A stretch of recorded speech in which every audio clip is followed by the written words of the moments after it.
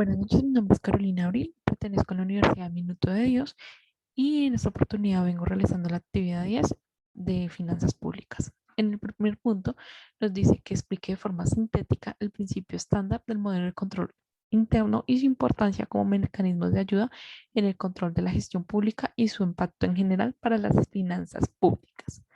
Me voy a permitir compartir las siguientes diapositivas que nos van a ayudar a entender.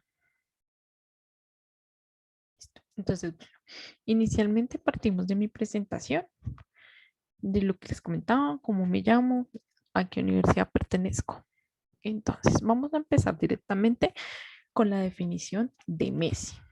Entonces, ¿qué entendemos por Messi? Messi, como tal,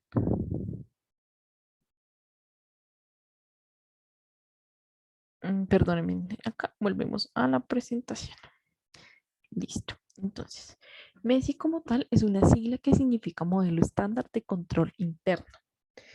Pero ¿qué es en sí? Es una herramienta gerencial que tiene como fin de servir control de controles para las entidades del Estado, logren sus funciones a partir del marco legal y los objetivos que tengan las mismas.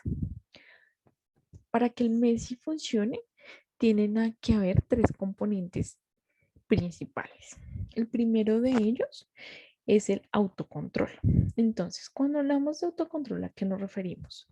Es la capacidad que debe tener cada institución para llevar a cabo, que debe llevar a cabo.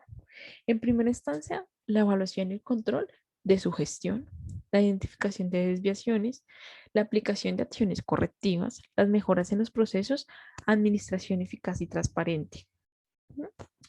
Como segundo lugar, debe tener la autorregulación.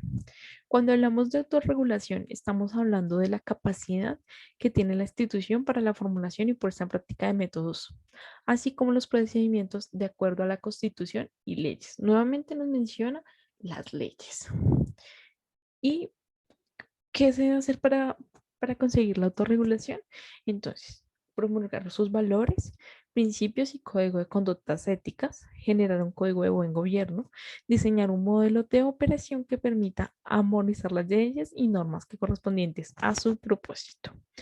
En tercer lugar está la autogestión. Cuando hablamos de autogestión, hablamos de la capacidad institucional que debe tener todo organismo público para realizar de manera efectiva, eficiente y a la vez eficaz su función administrativa.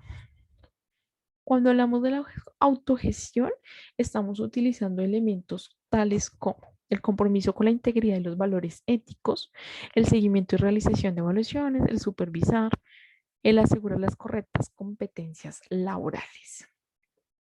¿Listo? En segunda instancia, nos preguntan o nos dicen, entonces nos dicen el segundo punto de nuestra actividad. Nos dice, entonces, que presente un análisis en el rol del auditor de las entidades del Estado. Listo, entonces vamos para las actividades del Estado y el rol del auditor.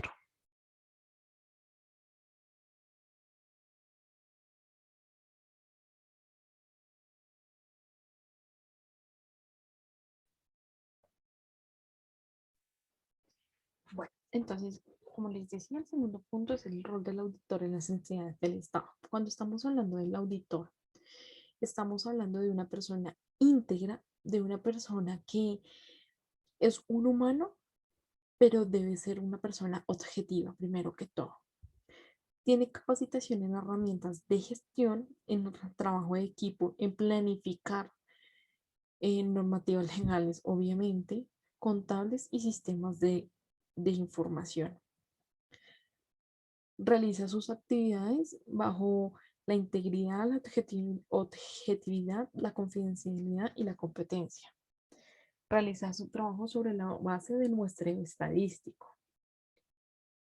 Es un profesional independiente y por las medidas de las técnicas de verificación ocular, verbal, escrita, documental y física, obtiene información competente y suficiente que le permite revisar y evaluar el sistema de control interno establecido en una entidad.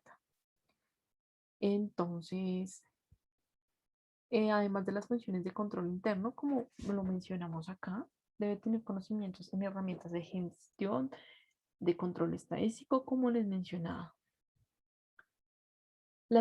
Para que haya un cambio, por lo menos en nuestro país, debemos tomar conciencia de que es necesario el compromiso de todos. En referencia, es importante que los servidores públicos sean personas capacitadas por su propio esfuerzo, sin esperar que la entidad en la que se trabaja sea lo que les impulse. Me pareció interesante mostrar esta frase por los últimos acontecimientos que están pasando en nuestra querida Colombia.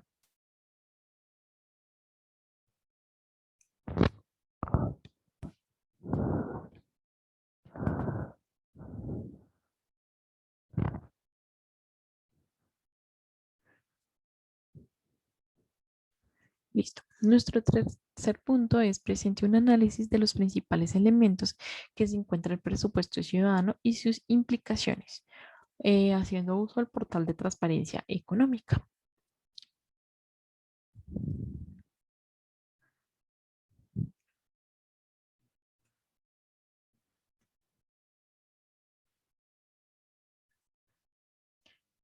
Pero entonces vamos a partir porque es el presupuesto general de la nación. Entonces, cuando hablamos presupuesto general de la nación, estamos hablando de un documento que presenta información de la estimación de ingresos que el gobierno espera recibir durante un año, del 1 de enero al 31 de diciembre, y obviamente es un presupuesto, y el presupuesto es para planear qué debe gastar y cuánto puede gastar de aquello, de acuerdo a los ingresos que recibe. ¿Por dónde recibe estos ingresos? Los recibe por medio de los impuestos de los ciudadanos.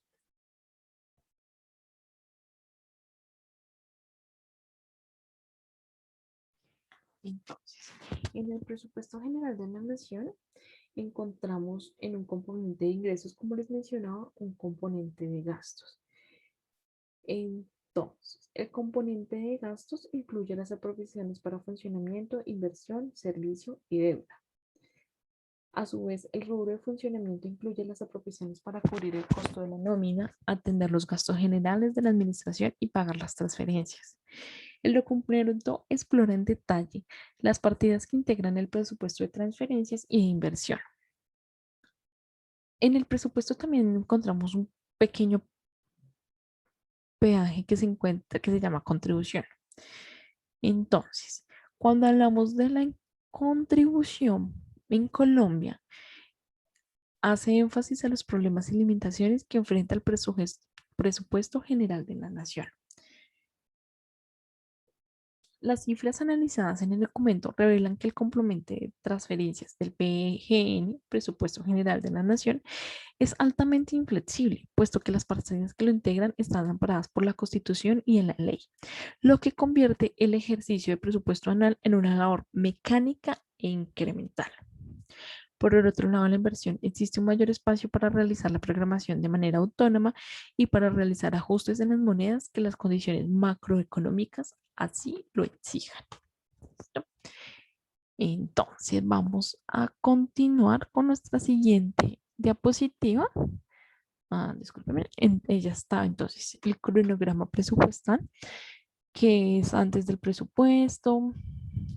Bueno, una segunda parte está antes del presupuesto, los comités, el marco fiscal, el marco de gasto mediano público, plan operativo de inversiones, presupuesto general, aprobación y ley del presupuesto que tiene que ser antes del 31 de diciembre.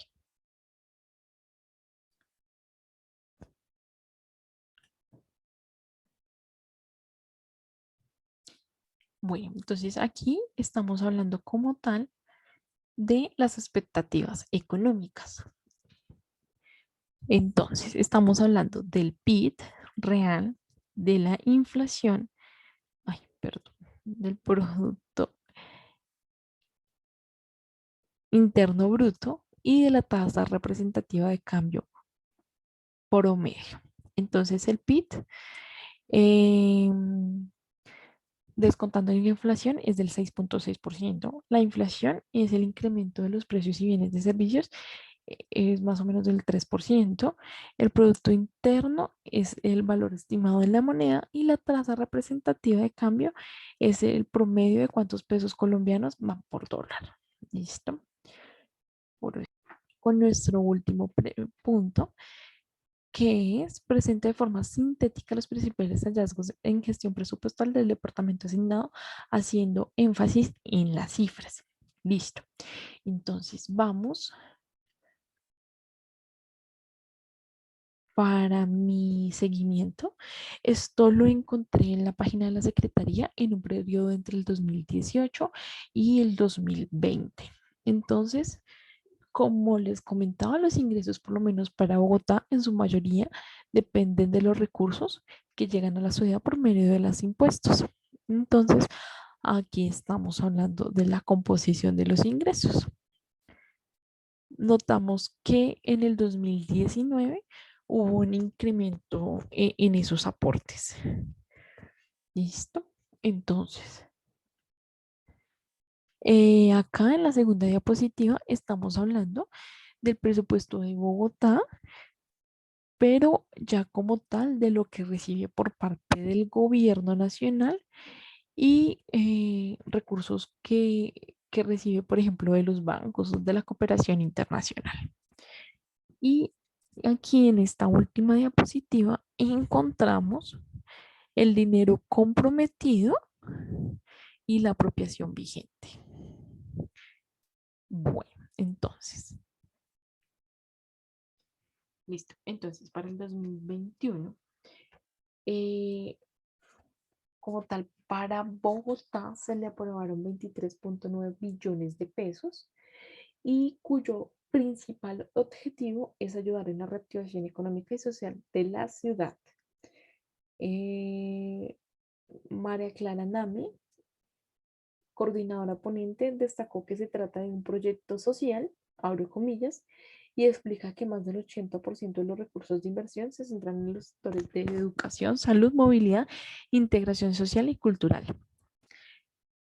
También nos menciona que la ciudad ha tenido un enorme costo social por la pandemia y la reducción en más de 7 puntos de su Producto Interno Bruto, respectivamente el año anterior. Hablamos del año 2020, que ha sido como nuestro año de comparación. Se destaca que se quiere poner nuevamente en crecimiento hacia una tasa del 4%, así como reducir el desempleo y la pobreza gracias a la pandemia del COVID-19. Pues sabemos que una de las ciudades que más sufrió de desempleo fue Bogotá. Entonces, eh, la iniciativa es las inversiones en infraestructura, obras civiles, edificaciones, por un monto total de 5,3 billones de pesos, en donde se busca pues reactivar el empleo, como lo mencioné anteriormente, por medio de la generación del mismo. Gracias al confinamiento, se estima que se han perdido más de 1 millón de trabajos. Entonces, estas inversiones permitirán, según la Secretaría, generar 69,000 empleos. Entonces, también dicen que la administración distrital adelanta también los proyectos del corredor verde de la carrera séptima, donde desarrollarán estudios en el diseño del cable de San Cristóbal y la ciclorruta de medio milenio de Usaquén y Ciudad Bolívar. En el centro no tiene recursos y la flexibilidad para garantizar la inserción urbana de Regiotran y estudios de la Avenida de Cerros. También dice que alcanza para la construcción o terminación de 11 colegios y la creación de agencia para la educación superior que espera beneficiar a cerca de 5,000 jóvenes con financiación para el acceso y permanencia en la educación superior. Otra inversión, la clave será el mejoramiento de la infraestructura de hospitales como el de Kennedy, Medicine, el Tunal y la construcción de nuevos complejos en las localidades de Usme, Bosa, para continuar con el San Juan de Dios. También se pretende destinar algunos recursos para la investigación, diagnóstico y posibles tratamientos y vacunas contra el COVID. último concepto se incluyó durante los dos debates en el Cabildo Distrital. Bueno, con esto pues ya finalizó mi sesión de actividad 10. Espero que les haya gustado el video y agradezco por la oportunidad brindada y por la atención prestada.